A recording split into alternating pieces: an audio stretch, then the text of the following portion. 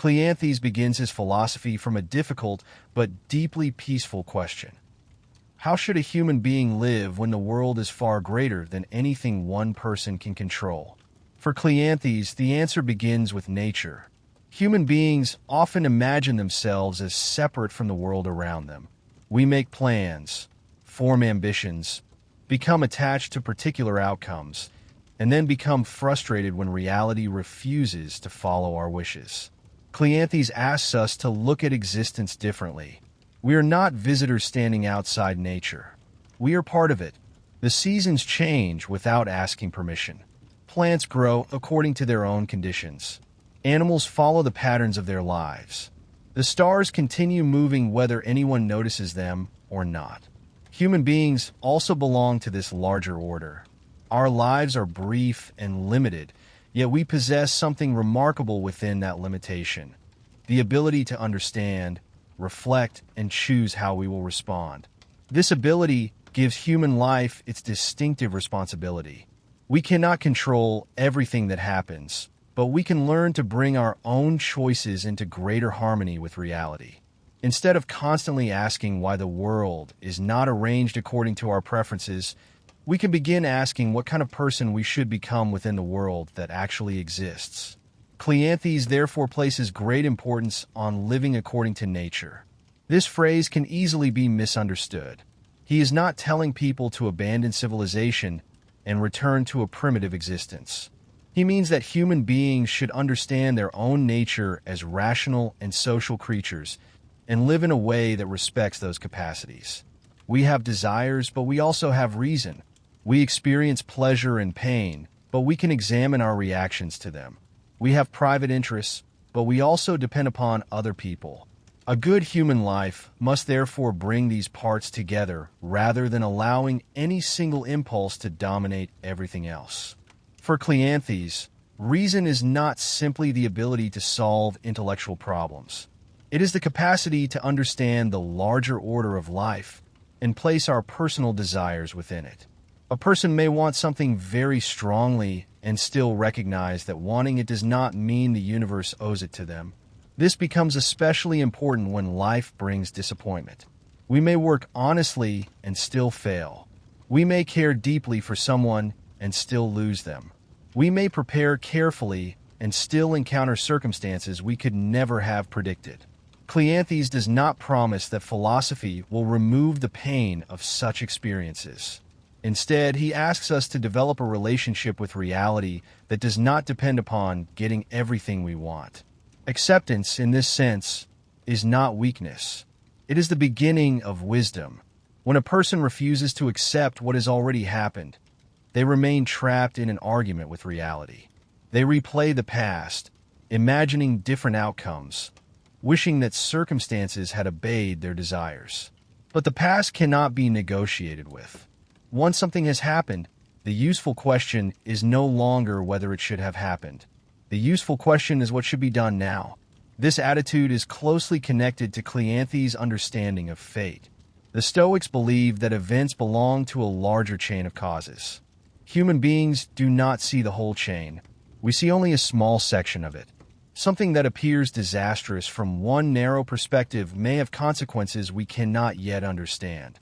This does not mean every painful event is secretly pleasant, or that suffering should simply be called good.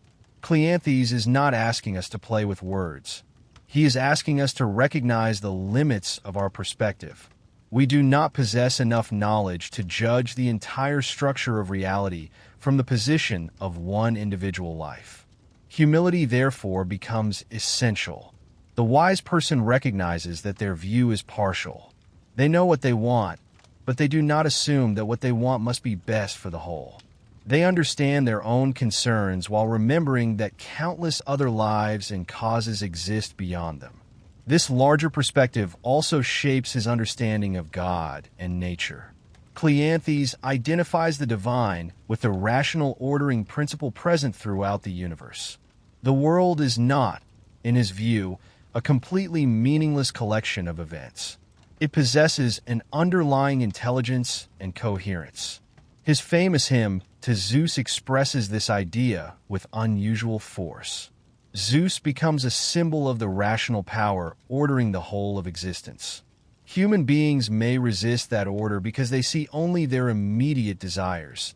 Yet the wise person learns to recognize that individual life has meaning within a larger whole.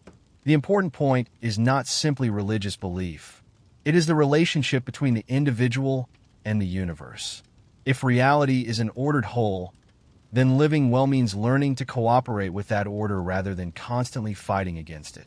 Cleanthes therefore sees human arrogance as a major obstacle to wisdom. We naturally assume that our own perspective is central. When something goes wrong, we immediately ask why it happened to us. But nature does not revolve around one person's preferences. The universe existed before us and will continue after us. Recognizing this can be humbling, but it can also be liberating. We no longer have to carry the impossible responsibility of making the entire world conform to our wishes. Our responsibility becomes smaller and clearer. We must govern ourselves. We must use reason. We must treat others justly. We must accept the limits of our control. And we must learn to participate in the larger life of which we are already a part. Cleanthes' philosophy, therefore, does not ask us to become detached from existence. It asks us to become properly connected to it. The goal is not to stop caring about life, but to care in a way that is guided by understanding rather than possession. We can love people without pretending they belong to us. We can appreciate success without believing it makes us superior. We can enjoy comfort without believing comfort is necessary for happiness. We can experience difficulty without deciding that difficulty has made life meaningless. Everything becomes part of the larger discipline of living according to nature. And this is where Cleanthes begins to develop his own voice within Stoicism. The world may be vast, fate may be beyond our understanding, and individual life may be short.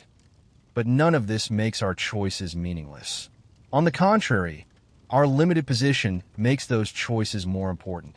We cannot control the whole universe, but we can decide whether we meet it with resentment or understanding, whether we live selfishly or responsibly, whether we resist every change or learn how to move with reality. For Cleanthes, wisdom begins when a human being stops demanding that existence become smaller so that it can fit their wishes, and instead begins enlarging their own understanding until they can recognize their place within the whole. Cleanthes develops this idea by asking what happens when a person understands that they are only one small part of a much larger reality. The natural reaction is often frustration. We want our lives to follow a particular direction, and when circumstances interfere, we feel that something has gone wrong. But Cleanthes believes that much of this frustration comes from measuring reality against private expectation. A person expects a certain career, a certain relationship, a certain level of comfort, a certain future. When life takes another direction, they may spend years thinking about what should have happened. Cleanthes asks whether this habit actually helps. If the answer is no, then wisdom requires a change in attitude. We should still make plans and work toward worthwhile goals, but we should not treat our plans as commands that reality is required to obey. This is one of the practical meanings of living according to nature. Nature does not promise permanence. Everything changes. Bodies age, possessions disappear, circumstances shift, and relationships move through different stages. Trying to make temporary things permanent creates anxiety because the person is asking the world to do something the world never does. Cleanthes instead encourages a form of cooperation with change. When circumstances shift, the wise person adjusts without abandoning their principles. They may have to change their plans, but they do not have to change what they believe is right. This distinction is important. Flexibility does not mean having no convictions. A person can remain committed to honesty while changing their plans. They can remain committed to justice while changing their methods. They can remain committed to friendship while accepting that a particular relationship has changed. The outer situation may move while the inner standard remains steady. For Cleanthes, this steadiness comes from understanding what truly belongs to human flourishing. Wealth can disappear, Reputation can change overnight. Physical strength declines with age. Political influence can vanish. None of these things is completely secure. A person who makes them the foundation of happiness is building on unstable ground. Character is different. Wisdom can become deeper with age. Justice does not depend upon wealth. Courage can exist in poverty as easily as in prosperity. A person can maintain dignity even when circumstances have stripped away almost everything that once gave them social importance. This is why Cleanthes gives such importance to virtue. Virtue is not simply a list of admirable qualities. It is a way of ordering the whole personality. Reason should guide desire. Justice should guide relationships. Courage should guide us through difficulty. Self-control should prevent temporary impulses from taking command. These qualities reinforce one another. Courage without wisdom can become reckless. Self-control without compassion can become harshness. Intelligence without justice can become manipulation. A good life requires these qualities to work together. Cleanthes also sees human beings as fundamentally social. We are born into relationships before we understand what relationships are. We depend upon parents, teachers, friends, neighbors, workers, and countless strangers whose names we may never know. Even the simplest parts of daily life depend upon cooperation. This makes selfishness difficult to defend philosophically. A person may imagine that they live entirely for themselves, yet almost everything they possess has been made possible by others. Language itself was inherited. Knowledge was inherited. Roads, buildings, tools, customs, and institutions were created by generations of people working together. To recognize this dependence should produce responsibility rather than resentment. If we benefit from a shared world, we also have obligations toward that world. We should contribute where we can. Justice, therefore, becomes a natural expression of reason. If other people are also parts of the same larger order, then their interests cannot simply be dismissed whenever they become inconvenient. We should not treat another person as worthless merely because they stand between us and something we desire. This does not mean that everyone will always behave well.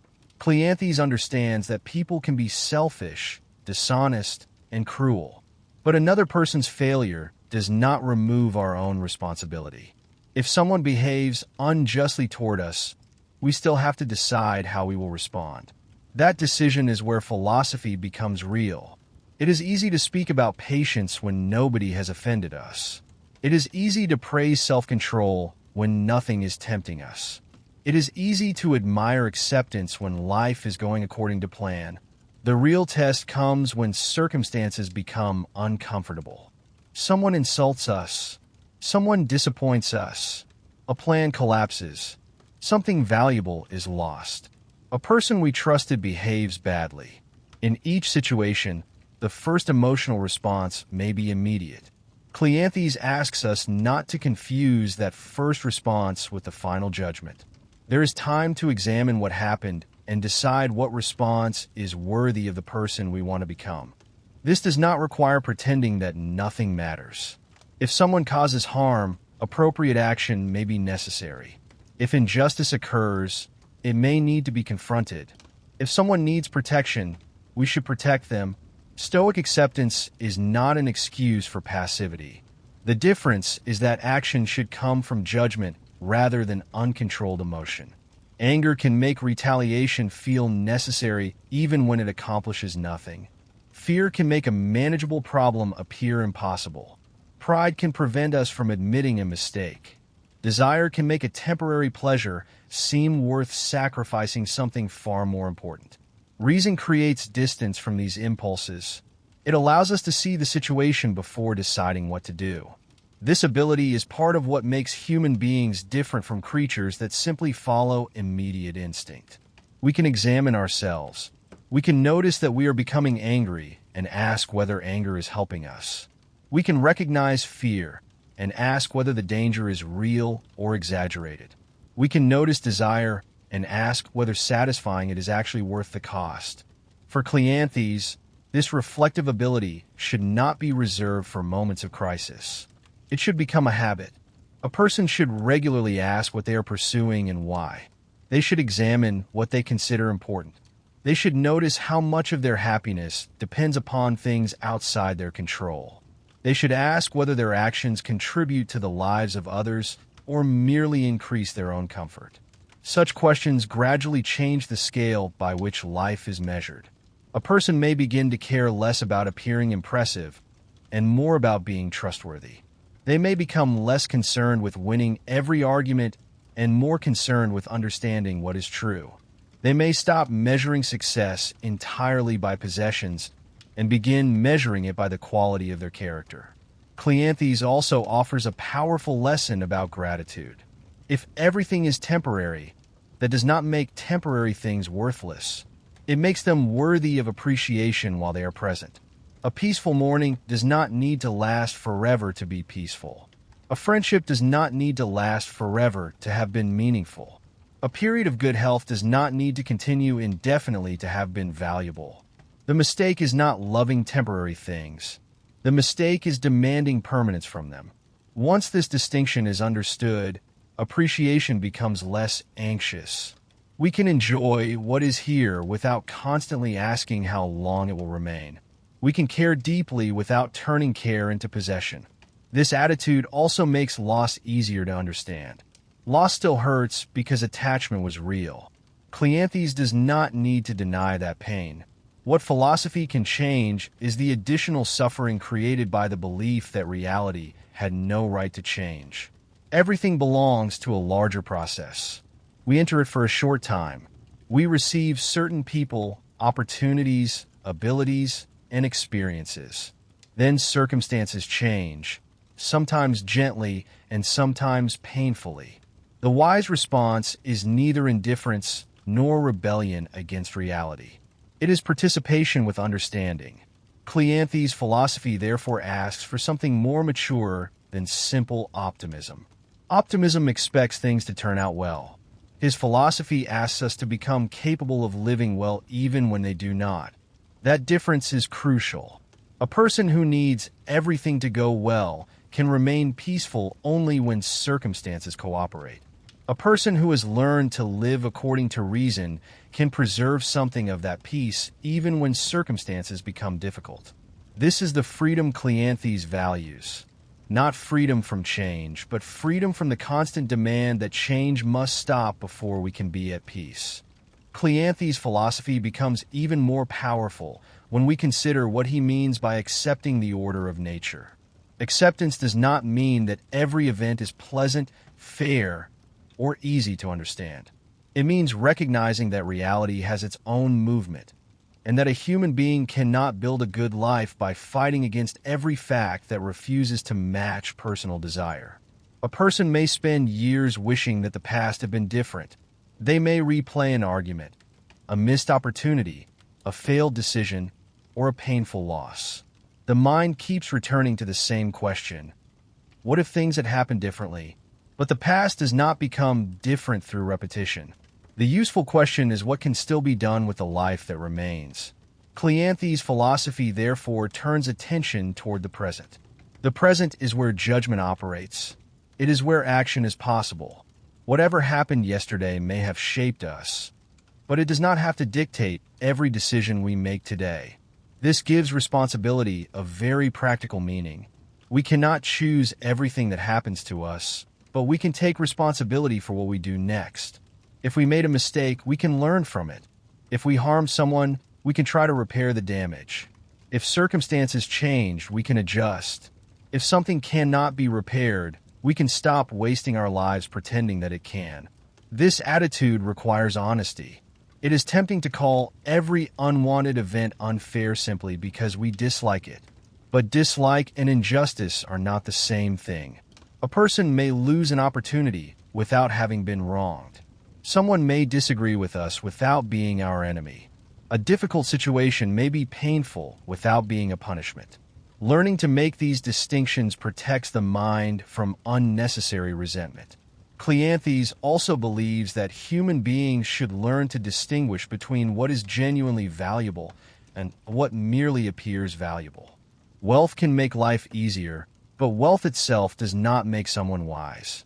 Reputation can open doors, but admiration does not make a person honorable. Physical strength can be useful, but strength does not guarantee courage. Comfort can be pleasant, but comfort does not create a good character. These things can be welcomed when they come, but they should not become the measure of a person's worth. Virtue has a different quality. It remains valuable regardless of circumstance. A poor person can be just. A sick person can be courageous. An unknown person can be wise. Someone with little social power can still behave with extraordinary dignity. This gives human worth a foundation that fortune cannot easily destroy. It also changes the way we think about failure. If success is measured only by outcomes, then a person can do everything responsibly and still be judged unsuccessful because circumstances did not cooperate. Cleanthes offers another measure. Ask whether the person acted according to reason, whether they fulfilled their responsibilities, and whether they remained honest when things became difficult. The outcome matters, but it is not the entire story. This is especially important in relationships.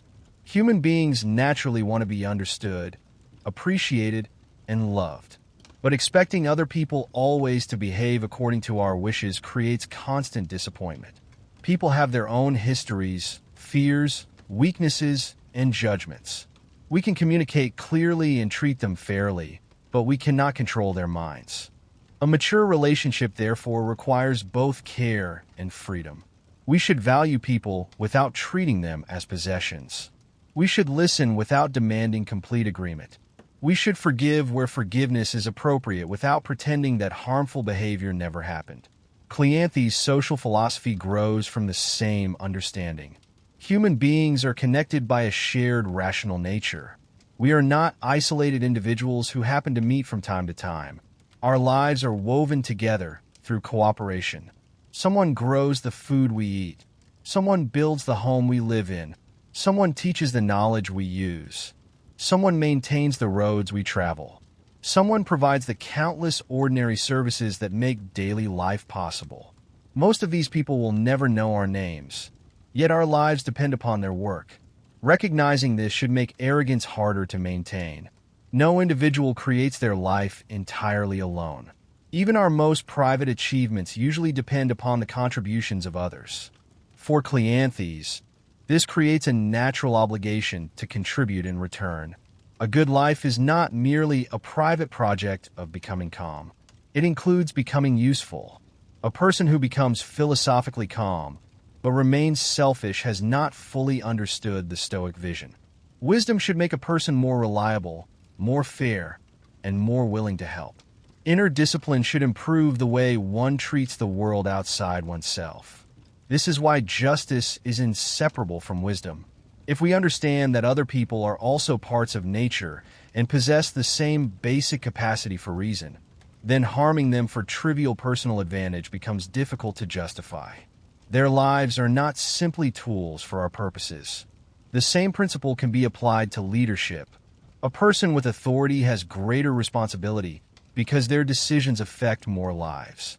Power should therefore be treated as a duty rather than as permission to satisfy personal desires. A ruler who becomes obsessed with praise becomes dependent upon praise. A ruler who becomes obsessed with wealth becomes controlled by wealth. A ruler who treats power as personal property eventually forgets the purpose of authority. Cleanthes' philosophy encourages leaders to remember that they are also parts of nature. Their position may be unusual, but their basic human condition is not. They remain subject to time, change, uncertainty, and death. This awareness can make leadership more humble. It can also make ordinary people less impressed by external status. Titles, wealth, and influence may look powerful from the outside, but none of them can protect a person from the basic conditions of existence. Everyone ages. Everyone experiences uncertainty. Everyone eventually loses things. Everyone must confront the limits of control. What distinguishes one person from another is how they respond. Cleanthes therefore places great importance on inner consistency. A person should not have one set of principles when life is easy and another when life becomes difficult. If justice matters, it should matter when being just is inconvenient. If honesty matters, it should matter when lying would be profitable. If self-control matters, it should matter when temptation is strongest.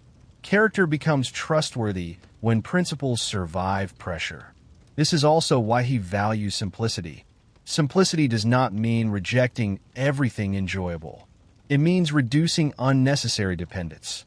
The more things a person believes they must possess in order to be happy, the more fragile their happiness becomes.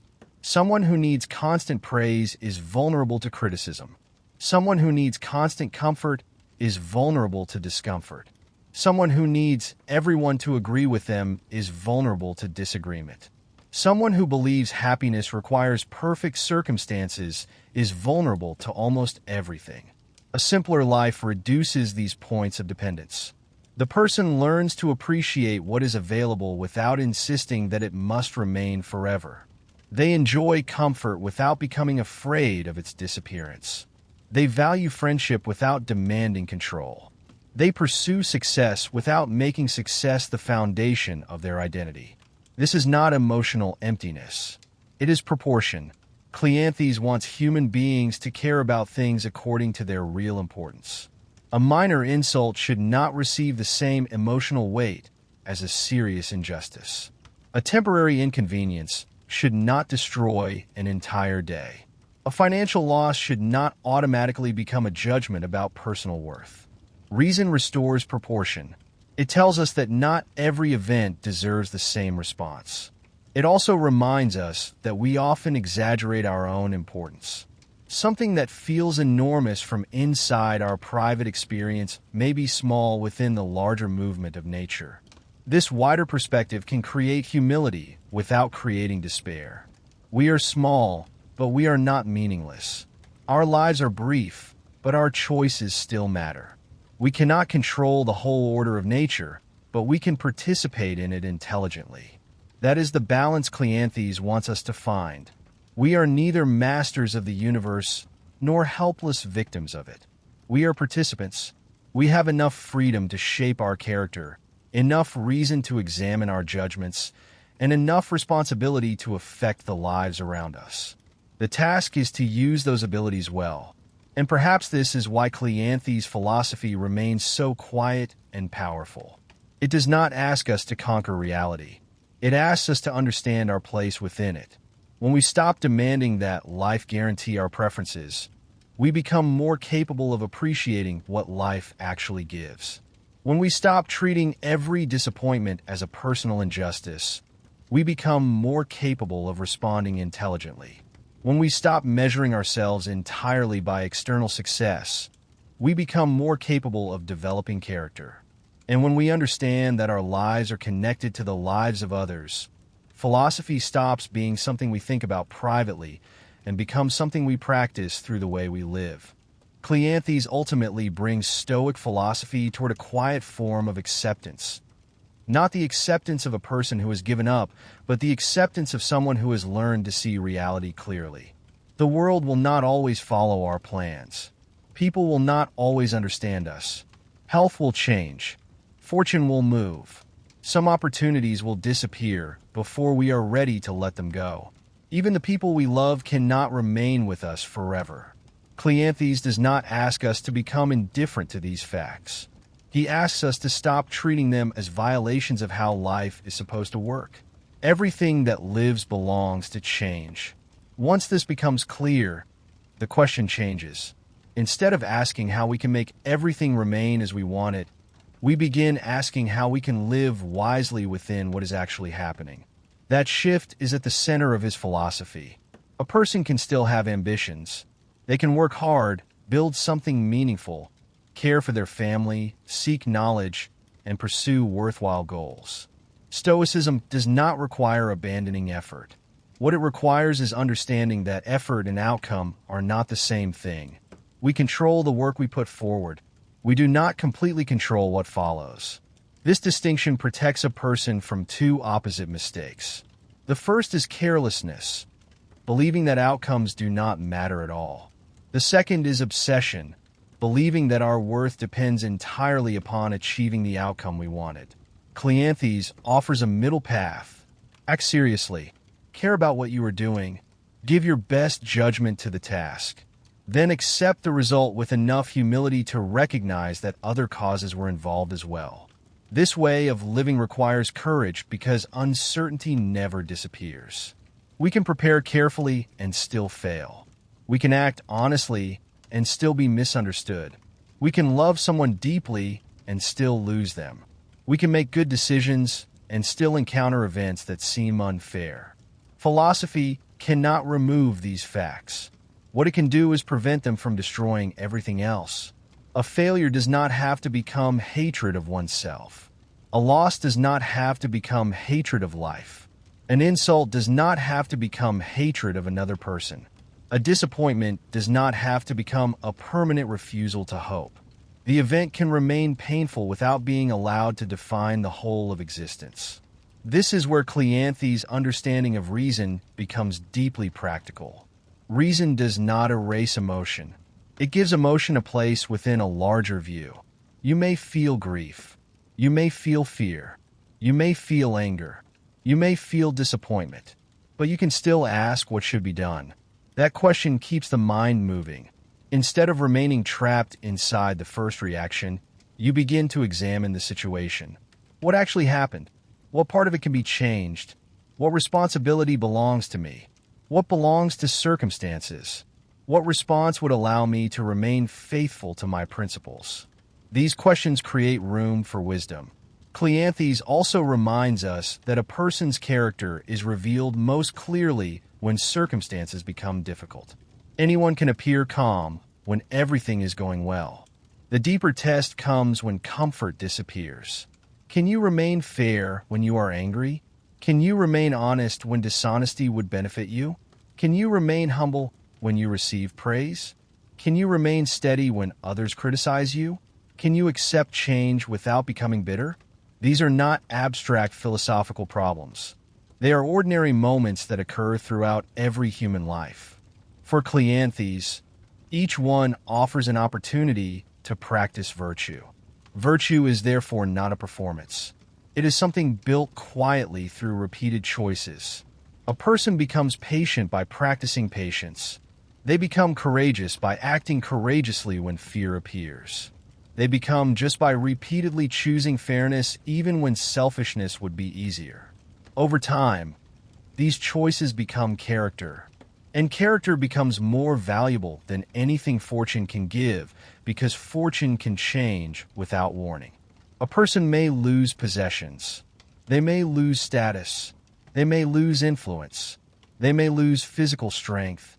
But if they have developed wisdom, justice, courage, and self-control, they still possess something that circumstances cannot easily take away. This is why Cleanthes does not measure a life by its outward appearance. A person may look successful while being completely ruled by fear and desire. Another may live quietly with very little recognition while possessing extraordinary inner stability. The second person may be closer to the Stoic ideal.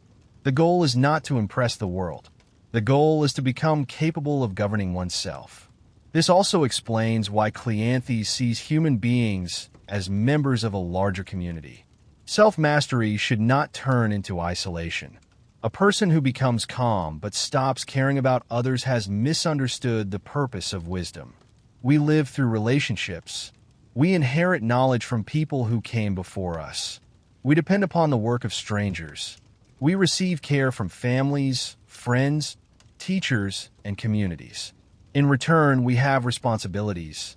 We should contribute where we can. We should act fairly. We should avoid causing unnecessary harm. We should use whatever abilities we possess in ways that benefit more than ourselves. For Cleanthes, this is part of living according to nature because human beings are naturally social. Our rational abilities were never meant to serve private ambition alone. They allow us to cooperate. This makes justice a natural expression of wisdom. If another person is also part of the same larger order, Their suffering cannot simply be dismissed whenever it becomes inconvenient. Their dignity does not disappear because they have less wealth, less influence, or less social importance. A rational life, therefore, becomes a responsible life.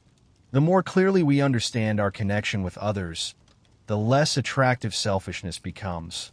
And the more clearly we understand our place within nature, the less necessary constant control begins to feel. We do not need to command everything. We need to participate intelligently. That may be the deepest lesson Cleanthes leaves behind. The universe does not ask permission before changing. Life does not guarantee permanence. Fortune does not promise fairness. But within this changing world, human beings possess the ability to develop character. We can learn to respond instead of merely react.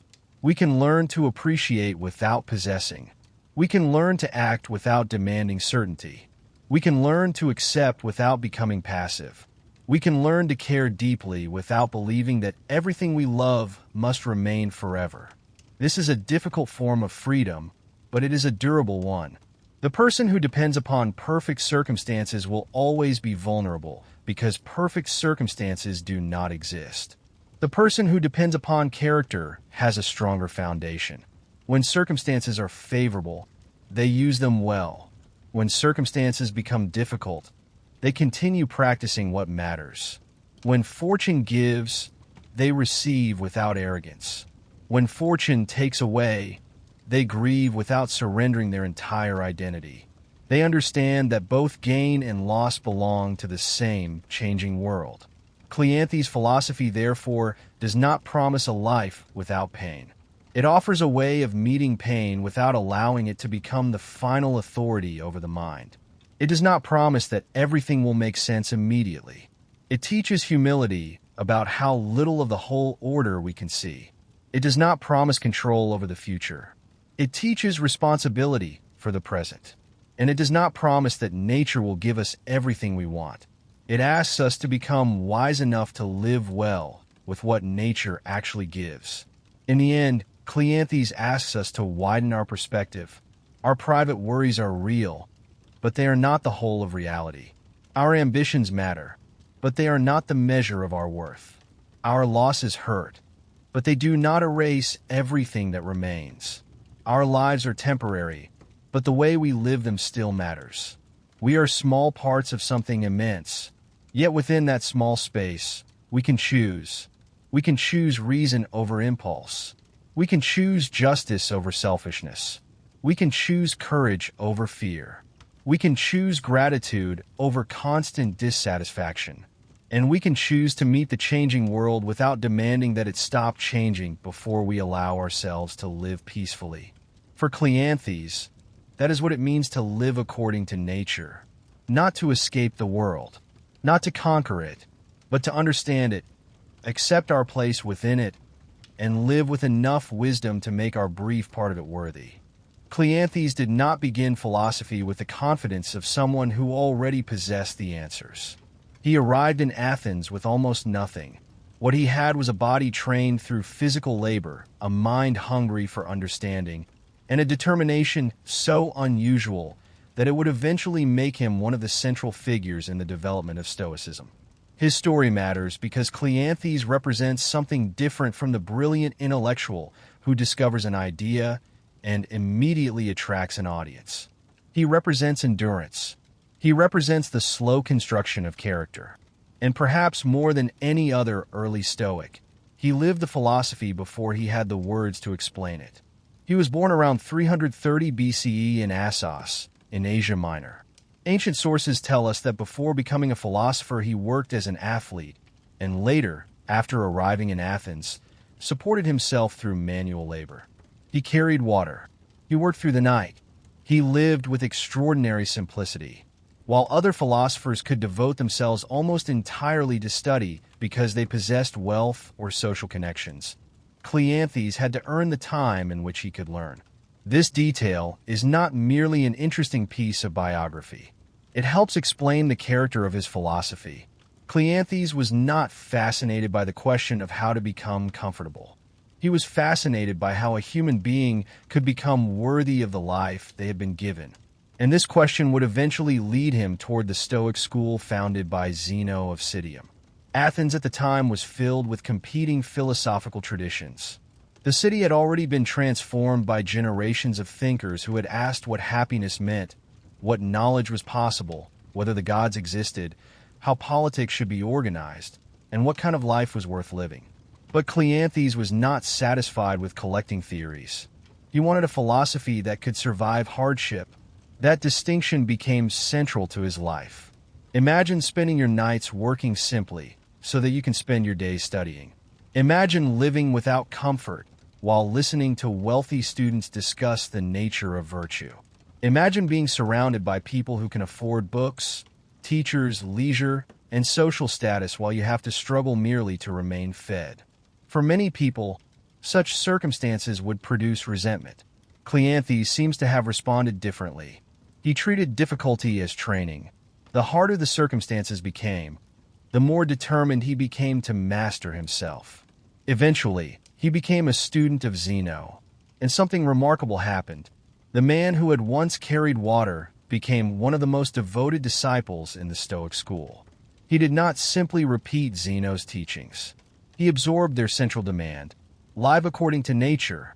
That phrase sounds simple, but Cleanthes understood that it contained an entire way of life. To live according to nature did not mean following every instinct. Human beings have instincts for pleasure, possession, comfort, competition, and self-preservation. If every instinct were automatically wise, there would be no need for philosophy.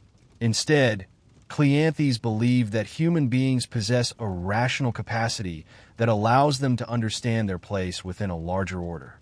The universe is not merely a collection of unrelated events.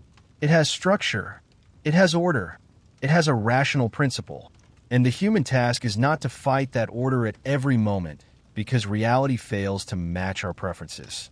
The task is to align ourselves with it. This idea becomes much more powerful when we consider the life Cleanthes himself lived.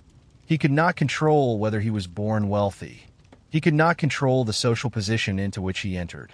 He could not control the hardships of physical labor. He could not control the opinions of others. But he could decide how he responded. He could study. He could endure. He could discipline himself. He could continue searching for wisdom. And gradually, his external circumstances became less important than the character he was building within them. This is one of the deepest ideas running through early Stoicism. A person's worth cannot be measured simply by what happens to them. Two people may experience poverty. One becomes bitter. The other becomes generous. Two people may experience criticism. One becomes vindictive.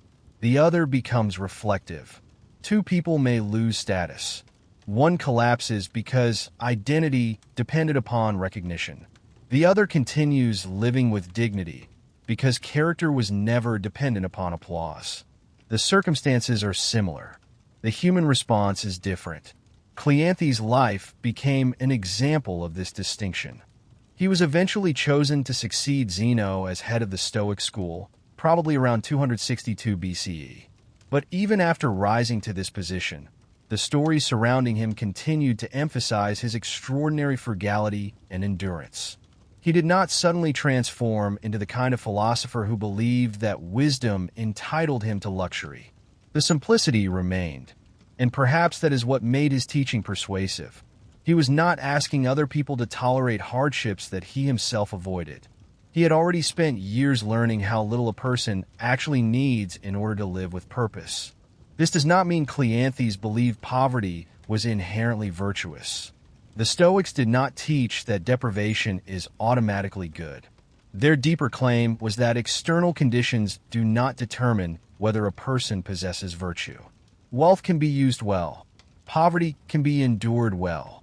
Fame can be handled wisely. Obscurity can be handled wisely. Health can be appreciated. Illness can be faced with courage. The important question is always what kind of character emerges in response. Cleanthes' philosophy therefore begins with a kind of humility. Human beings are not the center of existence. We are parts of something much larger. The sun does not rise for our convenience. The The seasons do not change according to our wishes. Nature does not ask whether we approve of aging. The universe does not reorganize itself because one person has suffered an unfair loss. Yet human beings constantly behave as though reality should be arranged around personal preference. Cleanthes wanted to reverse that attitude. Instead of asking why the universe does not obey us, we should ask how we can understand our place within it. This became one of the most beautiful expressions of his philosophy in the famous hymn to Zeus. There, Zeus represents the rational ordering principle of the cosmos. Cleanthes addresses the divine not merely as a distant ruler, but as the intelligence woven throughout nature. Human beings, he suggests, often resist this order because they want things to happen according to their private desires. But resistance does not change reality. It only creates inner conflict. The wise person learns to cooperate with what cannot be avoided. This is not the same as saying that everything that happens is pleasant. Cleanthes knew that life contains pain. He knew that people lose what they love. He knew that bodies weaken. He knew that fortune changes without asking permission. His philosophy was never an attempt to erase these facts. It was an attempt to change our relationship with them. If suffering cannot always be avoided, perhaps the question is not how to eliminate every difficulty. Perhaps it is how to meet difficulty without becoming smaller because of it. This is where Cleanthes becomes especially important within Stoicism. Zeno established the school. Chrysippus would later give its doctrines enormous logical sophistication. But Cleanthes preserved something deeply human at the heart of the tradition: devotion, patience, reverence, the willingness to continue. He showed that philosophy does not become meaningful when we can explain it beautifully. It becomes meaningful when our lives begin to resemble what we claim to believe. And Cleanthes had spent decades doing exactly that. He carried water. He worked. He studied. He endured. He taught. He eventually led one of the most influential philosophical schools of the ancient world. Yet the basic discipline remained unchanged. Do the work. Accept reality. Train the mind. Live according to reason. And do not confuse a difficult life with a meaningless one. Because Cleanthes had discovered something that would become one of Stoicism's enduring truths. A life does not have to be easy to be good. It does not have to be admired to be valuable. And it does not have to unfold according to our plans in order to become worthy of being lived. Cleanthes' philosophy becomes much clearer when we understand what he meant by living according to nature. The phrase can sound almost peaceful on the surface, as though he were simply telling people to accept the natural world and stop resisting it. But for Cleanthes, it demanded something much more difficult. It required a person to understand that human beings are only one part of an enormous order, and that a good life depends upon bringing our own judgments and desires into harmony with that order. This idea began with his understanding of the cosmos. The Stoics did not see nature as a collection of dead objects randomly occupying space. They imagined a universe permeated by an intelligent and organizing principle.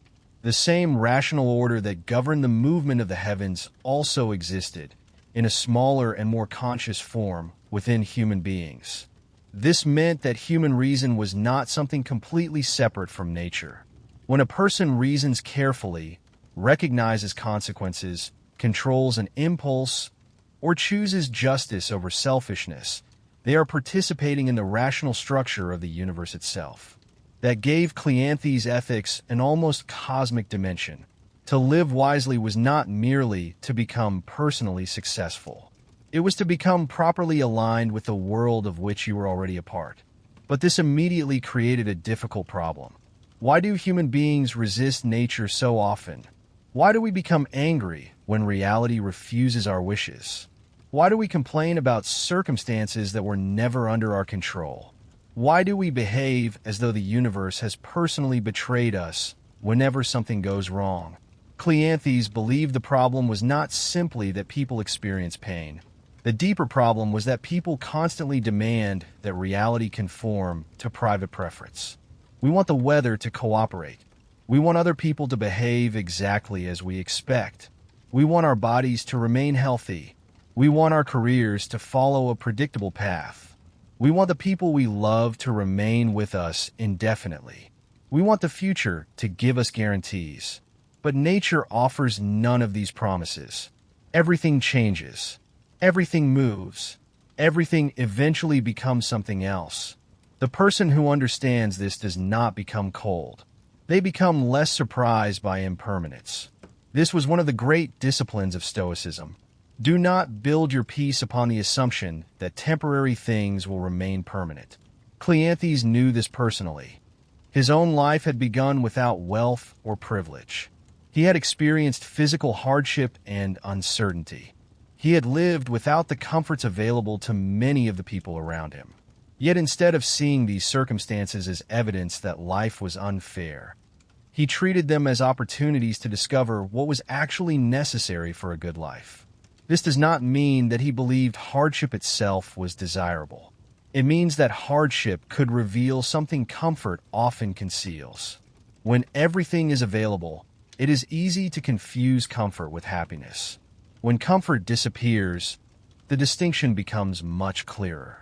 A person may discover that they can live with less than they imagined. They may discover that dignity does not require applause. They may discover that knowledge can be more valuable than possessions. They may discover that friendship matters more than status. They may discover that self-command is worth more than luxury. Cleanthes' own simplicity, therefore, became part of his philosophical education. He was not merely discussing the Stoic claim that external possessions are secondary. He was living in a way that demonstrated it. But there was another side to his thought that is just as important. Cleanthes did not believe human beings should simply endure whatever happens and become passive. The Stoic is still required to act. If you see injustice, you should respond according to reason. If someone needs assistance, you should help. If you have responsibilities, you should fulfill them. If you possess knowledge that can benefit others, you should share it. Acceptance of nature does not mean abandoning effort. It means understanding the difference between effort and control. You control the effort. You do not control every result. That distinction sounds simple, but it can completely change the way a person lives. Imagine preparing for an examination. You can study. You can organize your time. You can sleep properly. You can practice. You can enter the examination room prepared. But you cannot command the questions. You cannot control how difficult the paper will be. You cannot control the examiner. You cannot guarantee the final result. A person who confuses preparation with control will remain anxious even after doing everything possible. A Stoic recognizes the boundary. Do what belongs to you. Release what is not. Cleanthes believed this principle extended far beyond examinations. It applied to almost everything. You can speak honestly. You cannot control whether another person believes you. You can love someone sincerely. You cannot control whether they remain forever. You can work with discipline. You cannot control every economic circumstance. You can care for your body. You cannot guarantee that illness will never come. You can act courageously. You cannot guarantee that the world will reward courage. The goal is therefore not to make the outcome certain. The goal is to make your own conduct worthy. This gave Stoic philosophy a powerful answer to anxiety. Anxiety often begins when the mind tries to perform a task that is impossible. It tries to control the future. But the future is not yet here. The mind imagines hundreds of possible outcomes and then reacts emotionally as though they have already happened. Cleanthes would bring the person back to the present responsibility. What can you actually do now? Study. Prepare. Speak. Apologize. Help. Wait. Decide. Act. Once the appropriate action has been taken, endless mental rehearsal does not increase control. It only increases exhaustion. This is why Stoicism was never simply a philosophy of endurance. It was a philosophy of attention. Where is your mind? Is it trapped in a past that cannot be changed? Is it living inside a future that has not arrived? Or is it responding intelligently to the circumstances that actually exist? Cleanthes believed wisdom required returning the mind to reality again and again. And this becomes particularly important when dealing with human relationships. Other people are among the greatest sources of frustration because they are outside our control. Someone may misunderstand you. Someone may betray you. Someone may criticize you. Someone may refuse to appreciate your effort. Someone may behave selfishly. The instinctive response is to demand that they become different. But Cleanthes would ask a more useful question. What kind of person will you become because of their behavior? If another person's dishonesty makes you dishonest, they have effectively controlled your character. If another person's anger makes you lose control, their anger has become your master. If another person's cruelty makes you cruel, their actions have entered your character and continued through you. The Stoic response is therefore not weakness. It is refusal. You may not be able to control another person's behavior, but you can refuse to let that behavior determine your own. This is where Cleanthes' emphasis on reason becomes deeply practical. Reason is not simply the ability to solve intellectual puzzles. It is the capacity to create distance between what happens and what we choose to become. A person insults you. The first reaction may be anger. Reason asks what the anger is demanding. Revenge? Recognition? Control? Justice? Once the demand is understood, it can be examined. Does retaliation actually improve the situation? Will becoming cruel make the original injustice disappear? Does another person's opinion truly determine your worth? These questions create space, and within that space, freedom becomes possible. Cleanthes' philosophy also contained a strong sense of reverence. He believed the universe deserved something more than exploitation. Human beings constantly approach nature asking what it can give us. Food, resources, shelter, energy, comfort, profit. But Cleanthes wanted people to recognize that we are not outside nature looking down upon it. We are inside it. Our bodies are made from the same natural processes that shape everything else. We breathe because nature permits us to breathe. We grow because natural processes sustain us. We age because change is built into existence. Eventually, we return to the larger order from which we came.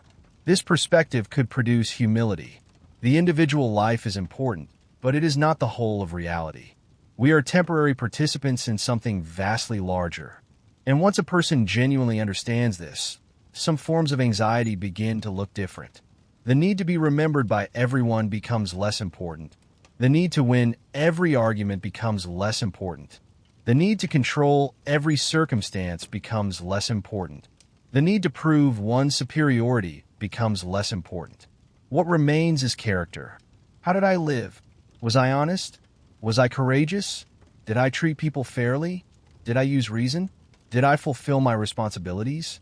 Did I allow circumstances to turn me into someone I did not want to become? These questions mattered far more to Cleanthes than whether life had been comfortable. This is why his philosophy could be demanding without being hopeless. He did not promise that the world would become gentle. He promised something more within human reach, that a person could become stronger in judgment, steadier in character, and more harmonious with reality. And the more deeply Cleanthes developed this vision, the more his philosophy began to resemble a kind of spiritual discipline. Not escape from the world, participation in it, not the elimination of difficulty, transformation through difficulty, not control over everything that happens, control over the way we meet what happens. The man who had once carried water through the streets of Athens had slowly arrived at a remarkable conclusion. The weight we carry through life is not determined only by what is placed upon our shoulders. It is also determined by how we understand the weight. And learning to understand it differently can change the entire experience of carrying it. Cleanthes' philosophy becomes even more interesting when we move from his idea of accepting nature to his understanding of what human beings are supposed to do within nature. For him, the universe was not merely something that happened to us. It was a living order in which every part had its place. The stars, the seasons, animals, plants, human beings, birth, decay, growth, and death all belong to one continuous process. To understand this was to understand something about ourselves. A human being is small compared with the cosmos, but not meaningless. We possess reason. We can recognize patterns. We can distinguish between what is admirable and what is shameful.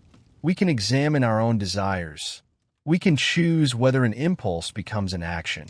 And because we possess these abilities, we have responsibilities that other creatures do not possess in the same way. Cleanthes therefore saw philosophy as a process of bringing the human mind into harmony with reality. This did not happen through one dramatic realization. It happened gradually. A person learns to notice their reactions. They discover how quickly anger appears, how quickly fear invents possibilities, how quickly desire turns something pleasant into something that feels necessary, how quickly pride transforms a small achievement into a demand for recognition.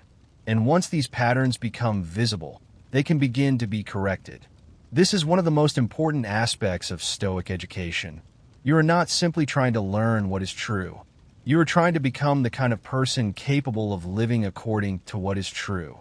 There is a difference. A person can understand that wealth is temporary and still become terrified when money disappears. A person can understand that reputation is unstable and still spend years worrying about what strangers think. A person can understand that death is inevitable and still live every day as though death were an impossible mistake. Knowledge alone does not transform character. Practice does. Cleanthes' own life gave this principle unusual force. He had already experienced the discipline of working for what he needed. He knew what it meant to live without abundance. He knew what it meant to continue learning when circumstances offered no guarantee that the effort would produce fame or wealth. That patience became part of his philosophical identity. He was not looking for shortcuts to wisdom. He was willing to repeat the work. And this is important because Stoicism was never designed as a philosophy of instant emotional relief. It was a philosophy of training. The mind, like the body, develops through repetition. An athlete does not become strong by understanding the concept of strength. They train. A musician does not master an instrument by reading about music. They practice. In the same way, a person does not become courageous merely by admiring courage. They must encounter fear and learn how to act without allowing fear to decide everything. A person does not become patient by agreeing that patience is valuable. They must experience irritation and practice restraint. A person does not become humble by saying that pride is dangerous. They must experience praise and learn not to become dependent upon it. This is where Cleanthes' philosophy becomes a philosophy of character. Character is built in ordinary moments. Someone interrupts you. Someone misunderstands you. A plan changes unexpectedly. A person receives recognition that you wanted. Someone else succeeds while you struggle. You have to wait. You are uncomfortable. You are tired. You are disappointed. None of these moments look philosophical, but Cleanthes would say that these are exactly the moments in which philosophy becomes real. The classroom can teach you an idea. Life tests whether you actually believe it. This also helps explain why Stoicism placed such importance on the distinction between external circumstances and inner virtue. A person may possess wealth without wisdom. They may possess status without integrity. They may possess intelligence without self-control. They may possess beauty without kindness. External success tells us very little about the moral quality of the person experiencing it. Likewise, external difficulty does not automatically reveal moral failure. Someone can be poor and honorable. Someone can be sick and courageous. Someone can be unknown and deeply valuable. Someone can lose everything and still refuse to become cruel. Cleanthes therefore shifted the center of value away from fortune and toward character. This was a radical psychological move. Most societies train people to measure themselves through comparison. Who has more? Who is more successful? Who is admired? Who has greater influence? Who possesses the better house, body, career, relationship, reputation? But comparison creates an endless hierarchy. There will always be someone richer, someone more famous, someone more attractive, someone more talented, someone more powerful. If your peace depends upon being above other people, peace becomes almost impossible. Cleanthes offered another standard. Do not ask whether you are superior to someone else. Ask whether you are becoming better than the person you were. That comparison is much more useful. Yesterday you reacted with anger. Today you paused. Yesterday you allowed criticism to control you. Today you examined it. Yesterday you demanded certainty. Today you accepted uncertainty and acted anyway. These changes may be invisible to everyone else, but they are philosophically significant. The person is becoming more internally ordered. This idea also connects with Cleanthes' understanding of freedom. A person who needs constant approval is not entirely free. A person who cannot tolerate discomfort is not entirely free. A person who must have everything go according to plan is not entirely free.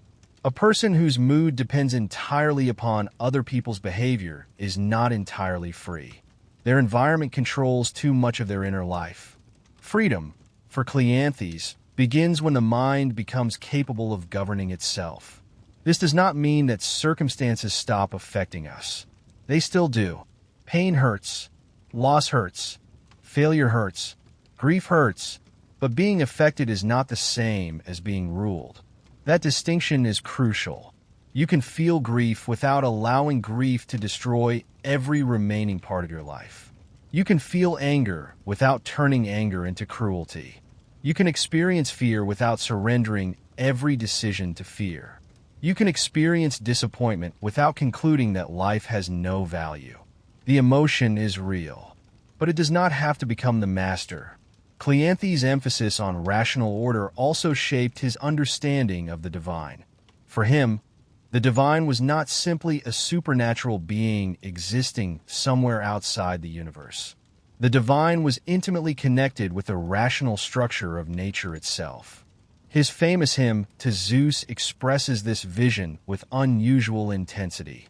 The universe is governed by a rational principle, and human beings possess a small share in that rationality.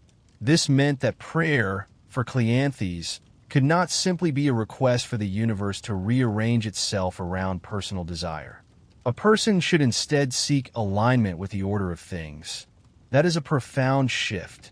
Instead of saying, "Make reality, give me what I want," the person learns to ask, "Help me understand what reality requires of me."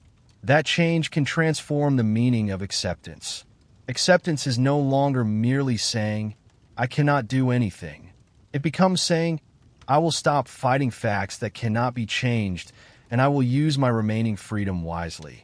This is why Cleanthes could combine reverence with responsibility. If nature is ordered, then our task is not to escape nature. Our task is to participate in it properly. Human beings are social creatures. We live through cooperation. We inherit language. We inherit knowledge. We depend upon people we may never meet. The clothes we wear, the food we eat, the buildings around us, and the ideas we use to understand the world all depend upon countless human beings.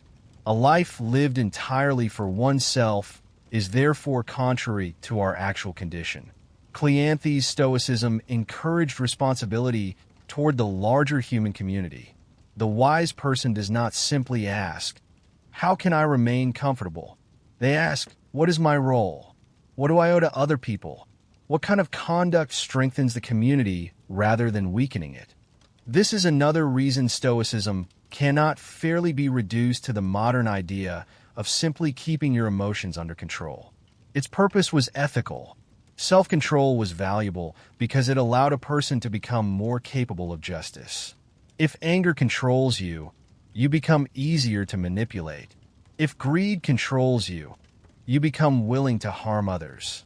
If vanity controls you, you become dependent upon applause. If fear controls you, you may abandon your principles when pressure arrives. But if reason governs you, you become more capable of fulfilling your responsibilities. You can remain fair when angry. You can remain honest when dishonesty would benefit you. You can remain courageous when fear tells you to retreat. You can remain generous when selfishness would be easier. The goal of self-mastery was therefore not isolation. It was service. Cleanthes also understood something about mortality that lies quietly beneath much of Stoic thought. Everything we possess is temporary. Our bodies, our homes, our reputations, our relationships, our accomplishments. Eventually, even our memories disappear from the minds of those who knew us. This can sound depressing, but Cleanthes approached impermanence differently. The temporary nature of things does not make them worthless. A sunrise does not become meaningless because it lasts only minutes. A conversation does not become meaningless because it ends. A friendship does not become meaningless because human beings are mortal. The fact that something ends does not erase the value of its existence. The mistake is demanding eternity before allowing ourselves to appreciate what is temporary. Once we understand that everything changes, we can become more attentive to what is actually happening now. We stop postponing life until circumstances become perfect. We stop believing that happiness will begin after some future achievement. We stop treating the present as merely a waiting room for the life we think is coming. Cleanthes' philosophy, therefore, contains a quiet invitation. Live the life that is actually in front of you, not the imaginary life in which every difficulty has disappeared, not the future life in which everyone finally understands you, not the fantasy in which nothing you love can ever be lost. This life, with its limitations, with its uncertainty, with its responsibilities, with its opportunities to practice wisdom. The man who once carried water through Athens eventually became the head of a philosophical school because he had learned to value something that could not be measured by wealth or status. Endurance. He had learned that a person can possess very little externally while developing something enormous internally. And perhaps this is why Cleanthes remains such an important figure in the early history of Stoicism. He reminds us that philosophy is not proven by how impressive an argument sounds. It is proven by what happens to a person when life becomes difficult. When comfort disappears, what remains? When praise disappears, what remains? When certainty disappears, what remains? When plans collapse, what remains?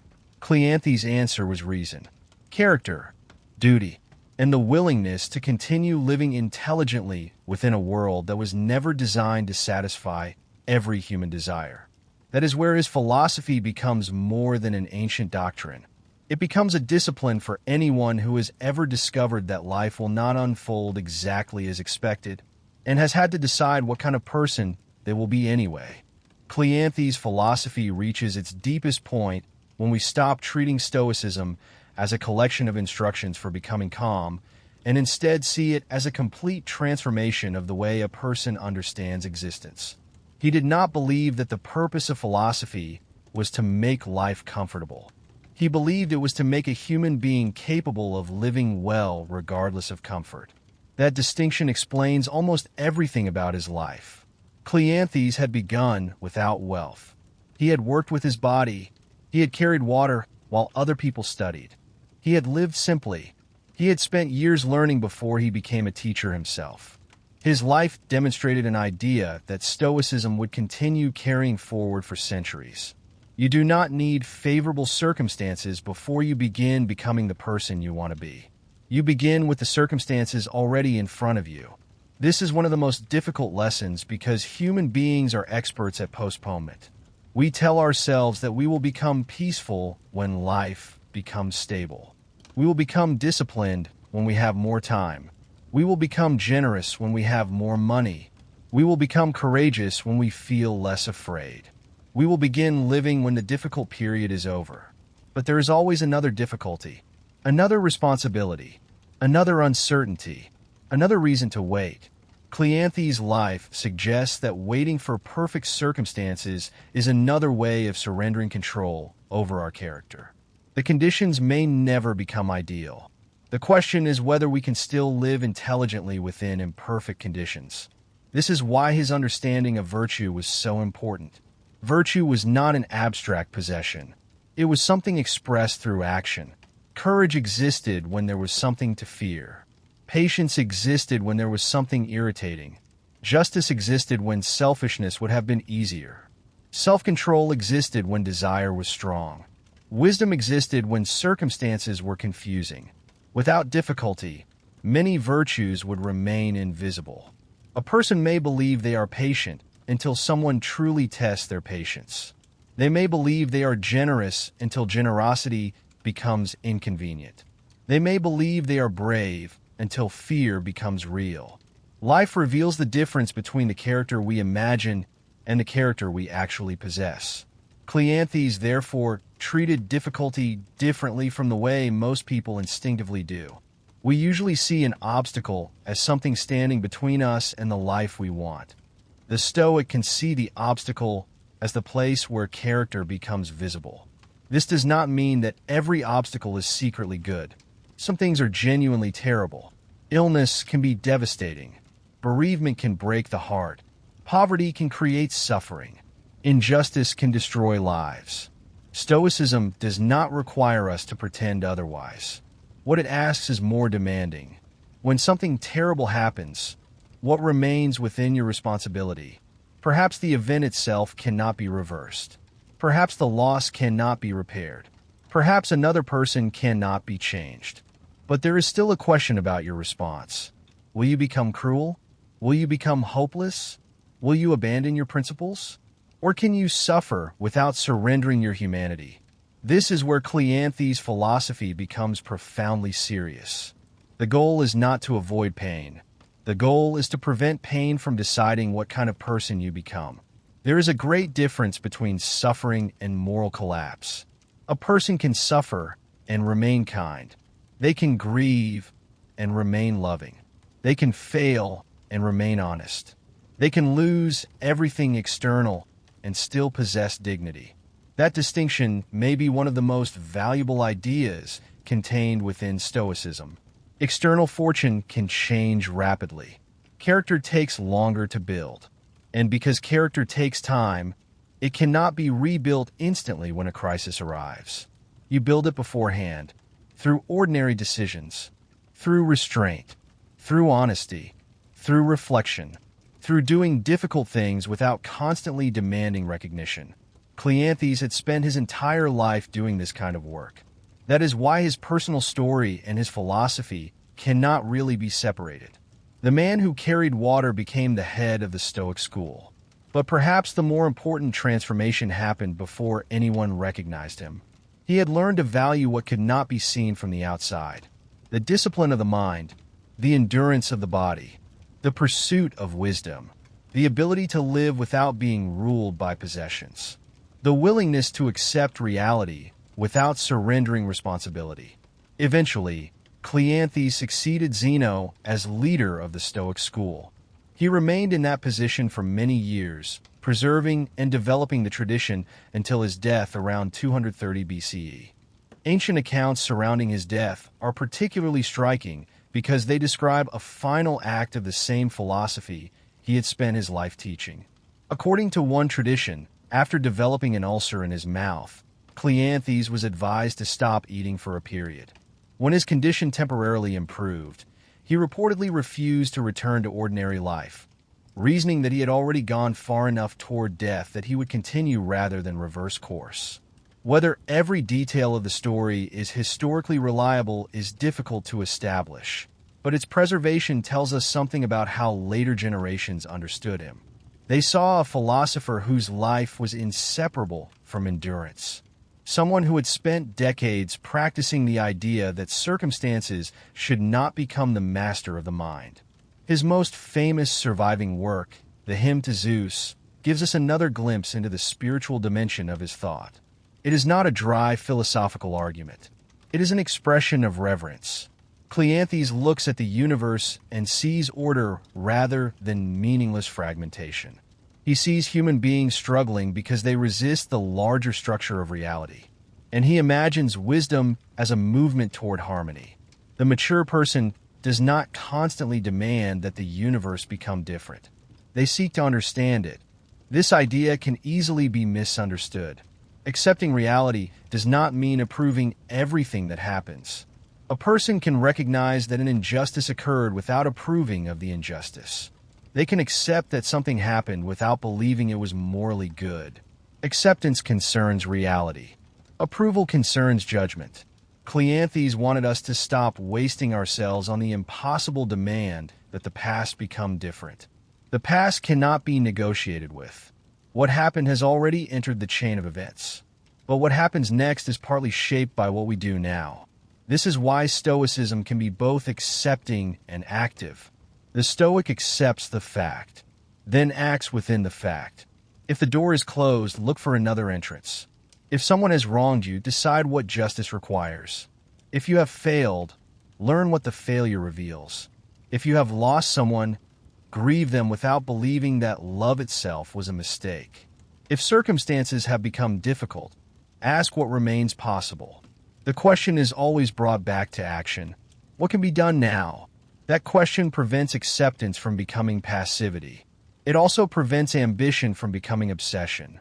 You can pursue something intensely while understanding that success is not guaranteed.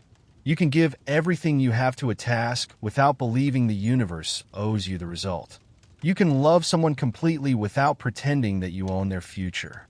You can build something meaningful without requiring that it last forever. This is perhaps the balance Cleanthes wanted human beings to discover. Effort without attachment to guaranteed outcomes. Love without possession. Responsibility without the illusion of total control. Reverence without superstition. Discipline without hatred of oneself. Acceptance without surrender. These are difficult balances, but they form a remarkably mature vision of human life.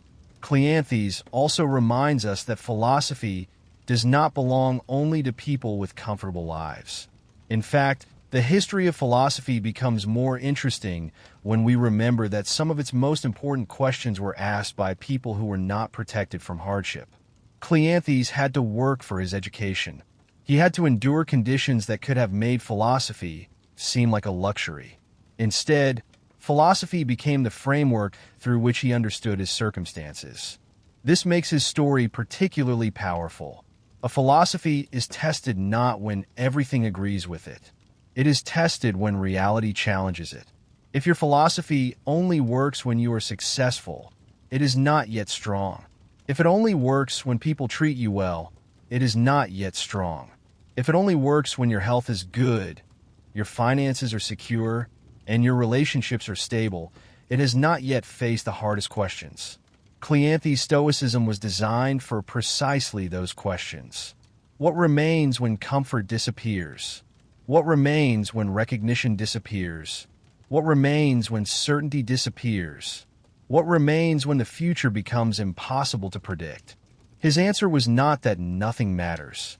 His answer was that the things most worth protecting are often the things external circumstances cannot directly take away. Reason, integrity, courage, justice, self-command, the capacity to choose one's response. These become the inner possessions of the Stoic. And unlike wealth, they do not become less valuable simply because someone else possesses more of them. You cannot lose courage because another person is more courageous. You cannot become less honest because someone else is more successful. You do not need to defeat another person to possess wisdom. The good life therefore stops being a competition for external superiority. It becomes a discipline of internal development. This may be one of the most important lessons Cleanthes can offer a modern person. We live in a world of constant comparison. Everywhere we look, someone appears more successful. Someone has a better career, a better body, a better relationship, a larger audience, a more impressive life. The mind becomes exhausted trying to measure itself against an endless stream of other people. Cleanthes would return us to a quieter question. Are you becoming more capable of governing yourself? Are you more patient than you were? More honest? More courageous? More useful to others? More capable of accepting what you cannot change? More capable of acting wisely when circumstances become difficult? Those questions cannot be answered by a number on a screen. They require a life. And that is ultimately where Cleanthes leaves us. Not with a promise that life will become easier. Not with the fantasy that suffering can be eliminated. Not with an instruction to stop caring. Instead, he offers a different vision of strength. Strength is not having a life in which nothing goes wrong. Strength is developing a character that does not collapse every time something goes wrong. The universe remains larger than us. Nature continues changing. People remain unpredictable. Fortune continues moving between abundance and loss. Time continues carrying everything forward. We cannot stop any of it, but we can decide whether we will meet it with resentment or understanding, with panic or reason, with selfishness or responsibility, with surrender or courage. Cleanthes spent his life choosing the latter. He began with little. He worked. He studied. He endured. He followed Zeno. He became the guardian of the Stoic tradition. And through that long journey, he embodied the very principle he taught. A person does not need to control the world in order to live with dignity within it. Perhaps that is why his philosophy still speaks quietly across the centuries. Because sooner or later, every human being discovers the same uncomfortable truth. Life will not give us everything we want. Some things will leave. Some plans will fail. Some questions will remain unanswered. Some wounds will never completely disappear. And when that happens, the most important question is no longer whether we can force life to become different. It is whether we can remain ourselves while life changes around us. For Cleanthes, that was the work: to understand nature, to discipline desire, to govern the mind, to fulfill one's responsibilities, to accept what cannot be changed, and above everything else, to become the kind of person who can meet an uncertain world without surrendering reason, dignity, or goodness. The world does not need to become perfect before a human being can live well. The circumstances do not have to become easy. The future does not have to become certain. The path simply has to be walked with wisdom. And perhaps the quietest lesson of Cleanthes is also the hardest one. You may not be able to choose the world that receives you, but you can spend your life choosing the person who meets it.